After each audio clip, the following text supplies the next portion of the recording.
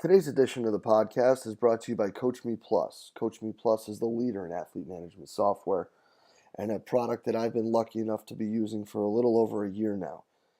Only rivaled by the impeccable customer service that Kevin and his staff provides, Coach Me Plus's ability to constantly be amoeba-like in their ability to mold and matriculate what you're trying to get across and bring together is absolutely fantastic. Their constant pursuit of better ways and better methods and innovations and progress to their own product is absolutely fantastic. Go over to coachmeplus.com. Check out what they got, guys. It's something that I guarantee you won't be disappointed with. Hello, and welcome to the podcast. Today, guys, we're going to sit down and talk with the University of Tennessee's head swimming and diving coach, Matt Kredich. And Matt's going to talk about the 4-year plan versus the 1-year plan. Swimming is obviously a different sport than what many other Olympic sports are like, in the sense that it's an individual sport that scores for the team. And Matt is going to share what the quad plan is that he uses with his student athletes out in Knoxville, and how that changes based on when they come in.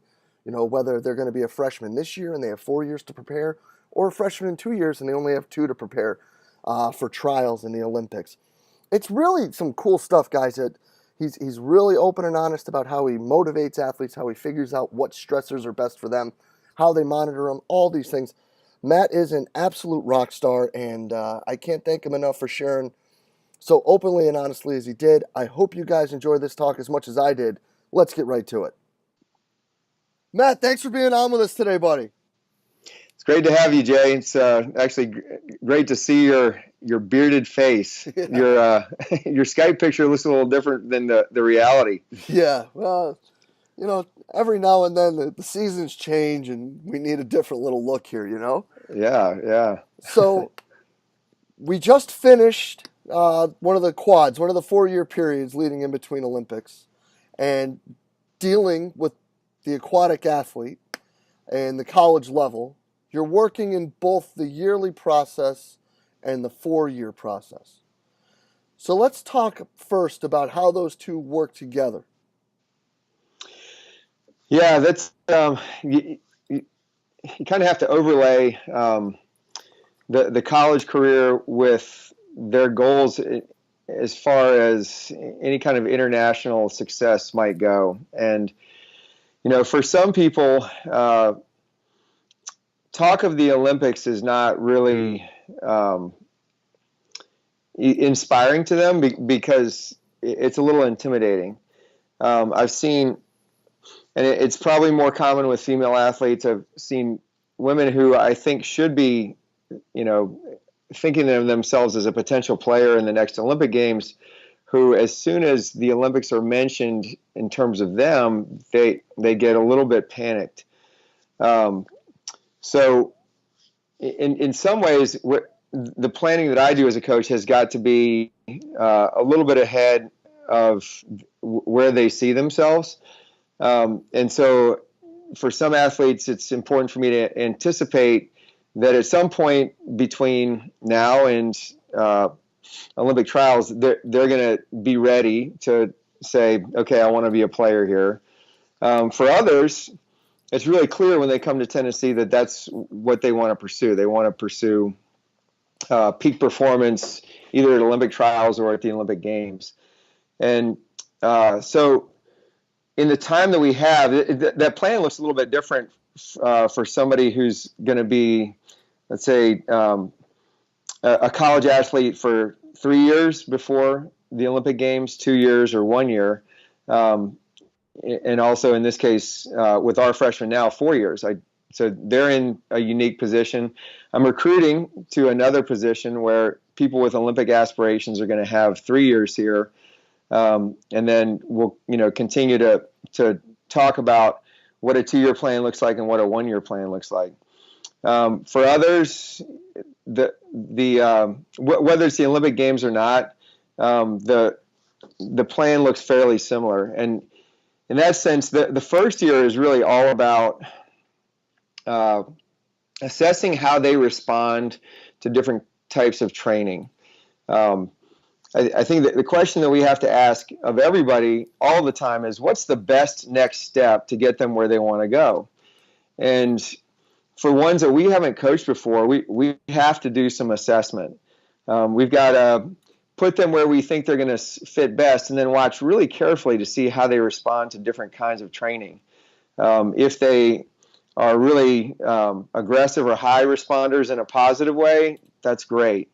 If we see them failing, then I think it's important to figure out why they're failing. Like, have they never seen this before? Do they not understand it? Are they not getting adequate recovery? Or is it an inappropriate stress? And so if we can accumulate that kind of information over the course of a year, then it's a lot easier to then, okay, let's look ahead and build a model for that particular performance, with some information on how they respond to the different types of training that we've given them, and figure out, okay, with the time left, what's the best way to apply those stresses in a sequential order to create the kind of performance we want. So it's really a constant. We need a lot of feedback, both in terms of their motivation and their responsiveness, and then we have to make adjustments as we go along. No, and that's a ton of huge points. Yeah. That no matter what you're doing coaching-wise, whether it's a strength coach or a sport coach, there's a ton of things that we can jump back here and go over. First, let's talk about the identifying process when it comes to what stressors or what exercises or what even like races you're going to have these kids in, and how that builds off of there. Okay, so like one stress might be, let's take what they're doing on land, and their background is pretty important there. We want to know how they think of strength training, resistance training. We want to see how they move. We've started using Fusionetics as kind of an assessment tool. Are you familiar with that? Mm-hmm. And that's been really valuable for us to take a look and see where their relative strengths and weaknesses are, what their postural issues might be, and so we can use that as a little bit of a framework to see what we should either emphasize or avoid in terms of land training. But on a more general, from a more general viewpoint, if they haven't had a lot of experience in multi-joint movements, then we're not going to load them much at all in the very beginning of the season, and we'll watch and see how they move. We'll watch and see how they start to operate, especially under a little bit of fatigue. Just the fatigue of volume, either volume in a practice or accumulated volume over a week. And 5 weeks in, 6 weeks in, I guess right now, starting to see some of that deterioration. We have a group right now that learns really well. Many of them have, pretty good experience in, especially, more athletic movements, not anything on machines, but what I don't know, what swimmers and swim coaches have traditionally called, quote, dry land, which is like med ball movements, multi-directional lunges, overhead squats, squat jumps, and so those movements are relatively common in swimming. But if they haven't been taught well, then you see the technique really deteriorate over a period of time of accumulated fatigue. And so it's really important for me to see that, because that means in some ways they're slipping back into their old habits. What their old habits the trigger for those old habits is fatigue. And so that's when my attention sort of gets gets focused in on, all right, what is this athlete actually, what are they valuing when it comes time to deal with fatigue? What is their value system? Just get this stuff done, or is their value system, all right, there is a right way to do things, and I'm not going to slip below that level of expectation or performance, or execution. And like just seeing that for a swim coach on land is really valuable, because we'll see some of the same issues in the water when they experience fatigue. So kind of uncovering that value system is really important. And then when we see that in the pool, let's say we're trying to build an aerobic capacity over, let's say, 8 to 12 weeks. And so if that aerobic capacity is viewed by the athlete just as work instead of a series of a lot of repetitions of excellent technique with a specific energy output, then that athlete is going to kind of groove the wrong muscular patterns, and so they need to be coached a little bit differently. We need to stay on top of them and actually, dig in and maybe try to change that value system just through education. Like, is this what you want to be practicing? Is this what you want to get better at? And if there's somebody that's capable of taking 10 strokes per length in a repeated aerobic 25 freestyle or longer distance freestyle, and they take 13, then what we're getting the right work metabolically, but in terms of practice, we're not doing what we want to do. So that is one particular reaction to stress that actually doesn't really have a lot to do with their body's receptiveness to the stress. It's really more of a kind of it's a nervous system, brain value system issue, and to me, that's one of the most important things that we need to address early on, because if we can change those values, then the quality of their practice is going to change dramatically, and that's a multiplier, right? I mean, it's if they can view practice in a way that's going to enhance the value of each additional practice 10% for the rest of their career, well, that's something that we want to get on pretty early. So that's just one example. If it's somebody who, we've been using the Whoop system to monitor recovery, sleep, heart rate variability. If we see over a period of time that those recovery scores are diminishing, then we probably want to just take a look at the total volume and say, all right, let's maybe cut this out in some way.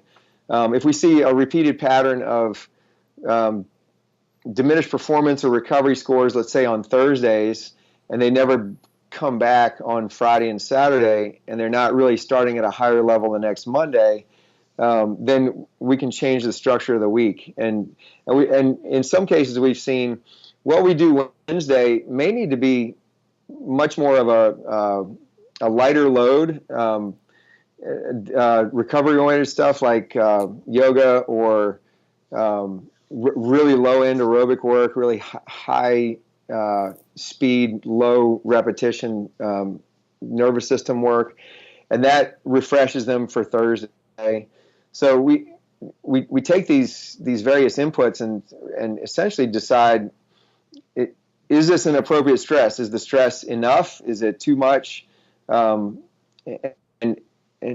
if in either case, if either case is true, then what adjustments do we need to make? So again, feedback is really important in that process, and we need them to be able to communicate with us honestly, and we also need to have some way to measure feedback. And so in that case, we do a lot of test sets. We do some tests regularly just to be able to monitor, get a more objective measurement of performance as well as just our own eye and just their own perception. Yeah, no, and I think that those are huge, and I think that really like the super big point in all of that is people like to do a lot of monitoring when it comes to performance, whether it be athlete tracking with Catapult or heart rate or whatever, but if they're working in the right times or the right ranges, whichever of those it is. If they're not working efficiently, Yeah. Now all of a sudden you're training them to break down faster.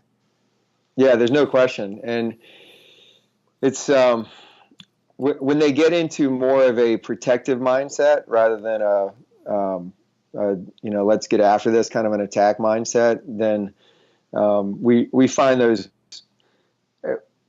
whether the physical deterioration comes first or the mental decision to protect comes first, it almost doesn't matter because the two feed each other. And a lot of times all it takes is a flip of the switch to say, listen, fatigue is something that you do that is necessary. I mean, we need to live in a state of fatigue. Otherwise, your body isn't going to want to change. And fatigue is actually something that's telling you, okay, if you keep doing this, then your body's going to change, and that's not a bad thing. No. Right? I mean, that's what training is. We want to make changes. Yeah.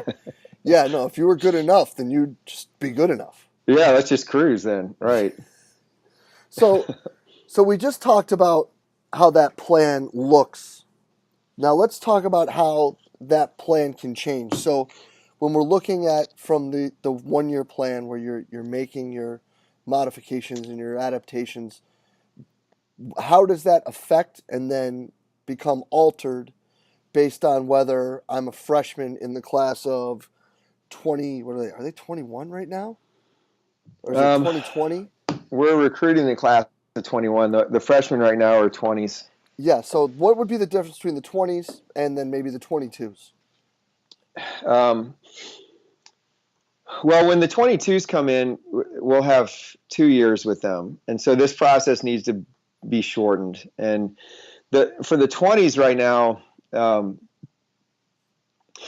I can take a little bit of a step back. And so the goal is, in some ways, the goal is always, all right, what do we need to accomplish this year in order to keep this student athlete progressing and excited and give them an experience that's really rewarding for now, because they're not, and I don't think it's fair to expect an 18-year-old to think all the time with a 4-year time horizon. So they want to win an SEC championship now. They want to compete for a national championship now. And so we always have to honor that and try to tie in this year's goals. But what I'm looking for with our athletes who are in the class of 2020, who are training right now, is in the ideal, we want to build a competitive profile of somebody who can stand up on the blocks at Olympic trials and then the Olympic Games with a big smile on their face and be able to tear apart their competition. Like, they're going to know how to race. They're not going to be afraid of the big stage. They're going to have all of the physical qualities that they need to create that performance. And so in building that performance and that confidence, this year we want to build strength, build aerobic and anaerobic capacities, and then have them gain the kind of competitive experience that's going to go into the library that they can draw confidence from in 4 years. In 2022, this group is going to be, we're going to take a look at that year as almost a dress rehearsal for the Olympic year. While it's really important, and we will identify things in the Olympic year that we need to really progress in.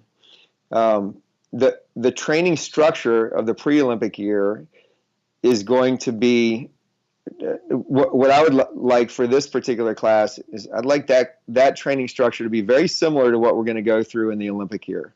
So they have some sense of familiarity. We'll be able to the changes that we make will be well thought out in advance. We're not going to be throwing darts at a board. And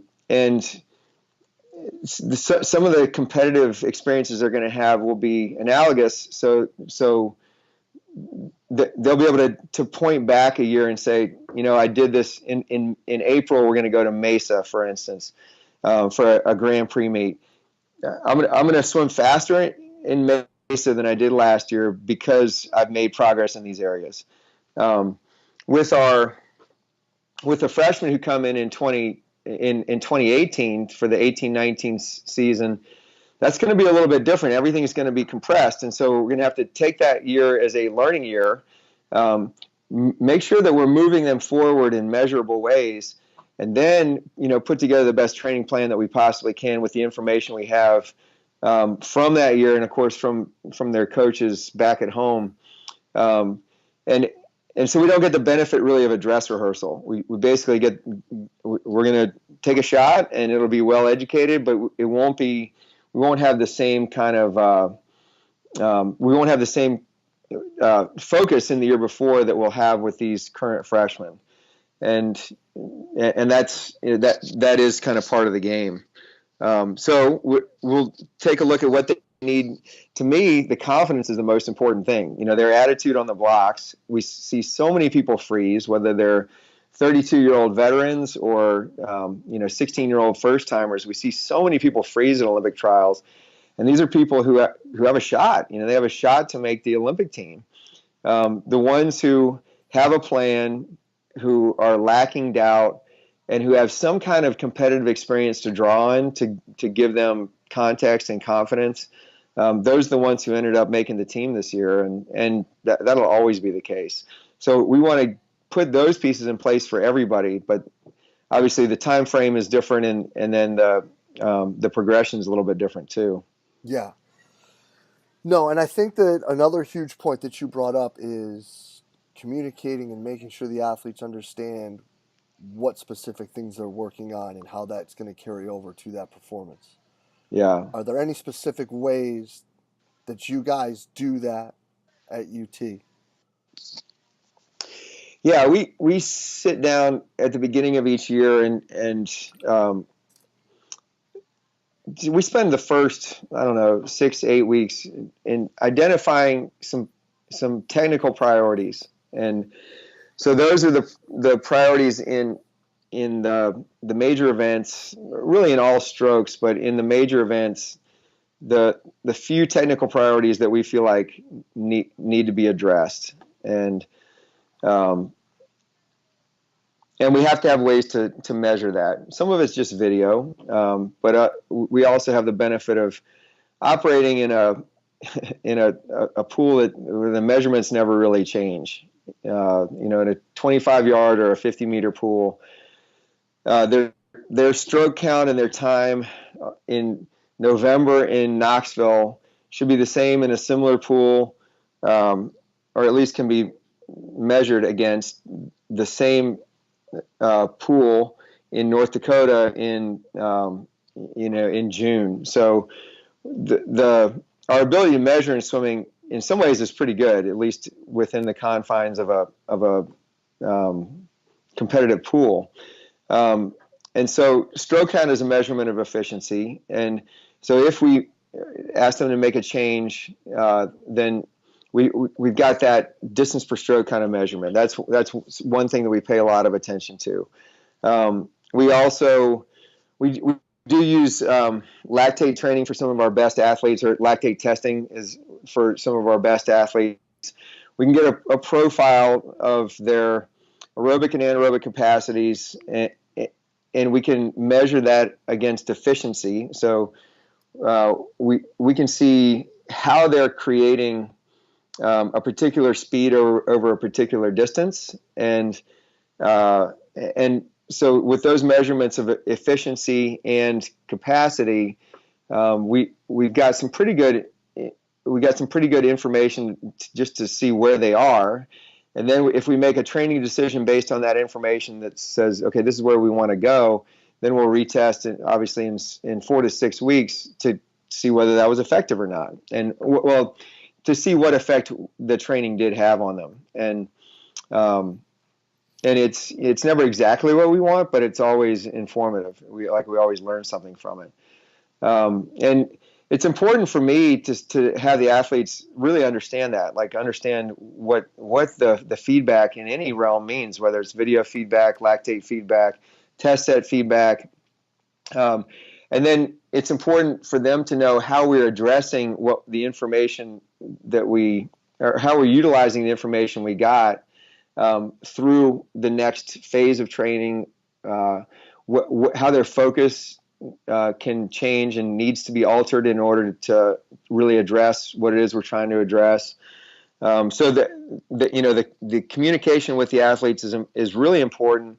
We try to formalize it by we got 56 swimmers on our team, 5 full-time coaches. So each athlete has a coach that they go to, and we meet with them. The goal is to meet with them once every 3 weeks.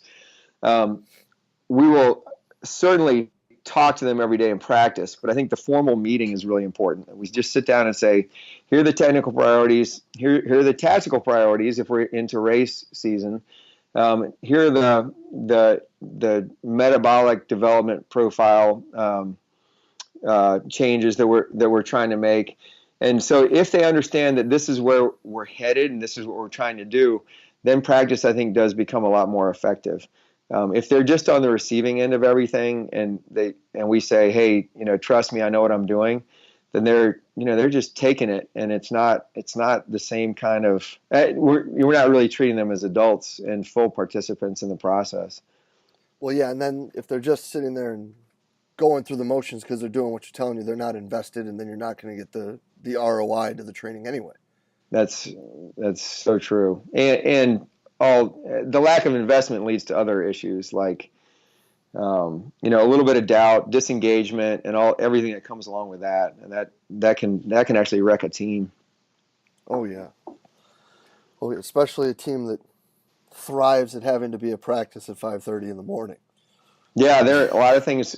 A lot of things working against engagement. We got 500 hours of practice, or somewhere between 500 and 540 in a season, and some of those hours are a lot more appealing than others. And the challenge we give to our team is that there's no 1 hour that's any different in potential value than any other, but the circumstances around those hours are pretty different, and that's where your challenge lies, is to, like, as an athlete, ultimately you're the one that's got to create value for every minute of that. No doubt. Matt, some awesome points. The idea of understanding it's an N of one, figuring out what works for one is not going to work for others, and building through that, understanding that you have a long time to train these kids for the most part. 4 years is a good minute. That right. Stress needs to be accounted for in some way, shape, or form to understand if the kid's actually getting better. Everything needs to be measurable, and it all needs to drive conversations. If those 5 points don't go through every level of coaching, from the basement in the weight room to the 120,000 seat football arenas, then I don't know what is. I really appreciate you taking the time and sharing all this with us today, man. This is absolutely awesome.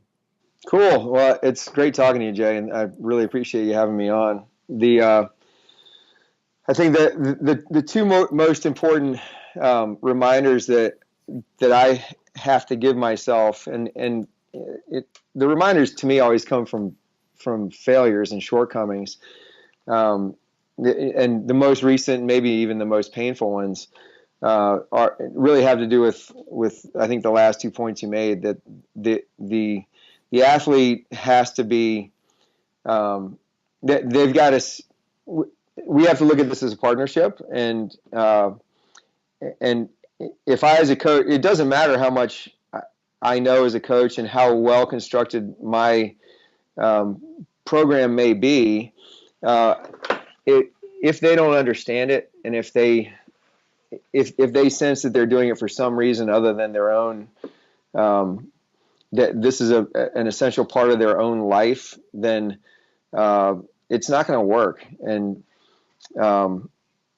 in a college setting, they certainly don't view 4 years as a short period of time. It's their career. It's an entire career, and it's a and for me, like, I don't mind making mistakes. I do, but a mistake or a failure, there's a whole lot of information there. But they really need to be talked through that. I think we as coaches of young adults right now, we really are seeing a lot more people that are not taught the value of failing and have had excuses made for them. And you see it all over the place. Like, excuses are made for them all the time, and that's, it's not a criticism of them, but it sure is an alarm that as college coaches, in order to produce people who are going to be ready to take on the world and be successful and well educated and move our society forward, we really need to engage in discussion when they fail and when we make mistakes, that, hey, this is, we should have done something different here, or look at what we learned here. Let's own it, let's admit it, let's learn from it, and let's move forward. And if that process never stops, then they're going to leave our institutions as really happy people, I think. Oh yeah, and the whole lesson learned of learning from your mistakes and improving on them and becoming better is something that is probably the most important one in athletics, period, anyway. It is, and I think the way we're wired as coaches is to accept that and embrace it. I found that the conversations that I have with athletes need to be more frequent and a little bit deeper to make sure that they see that, because they feel, even with a gentle, hey, that's okay, let's pick it up and move forward again. That may not be enough sometimes, because there's shame with failure with a lot of kids now, and excuses. Mm-hmm. So that's a big focus for me right now. No, and those are two phenomenal points, Matt. Thank you so much, buddy, and we'll be in touch soon, man. This was awesome. All right, thanks a lot, Jay. Really appreciate it. Yeah, man. Thank you. All right, see ya. And a huge thanks to today's guest, University of Tennessee head swimming and diving coach Matt Kredich, for taking the time out and talk with us today. Guys, the K-Man is an absolute rock star. I wouldn't be as involved in swimming if it wasn't for him, leading me to Matt Barney and Jeff Brown. And it's I can't thank Matt enough for the impact he's had on my career, but even, just as much for being as open and honest and sharing everything that he did with us today. I hope you guys can take something from the talk, whether it be how he looks at prepping his student athletes for SECs and NCAAs versus Olympic trials and hopefully the Olympics, comparing that to our own yearly and our quad plan when it comes to the 4-year to 5-year development of our student athletes. And guys, if you did enjoy it, please share it through the social media outlet of your choice, Facebook, Twitter, whatever it may be. Remember, we're just trying to get great information out there to the coaches, trying to help drive the profession, trying to get better discussions and get people to ask better questions. So if you did enjoy it, please share it. And guys, we'll be back next week with another awesome guest. Thank you for being a part of everything that we do here at Central Virginia Sport Performance. We will see you then.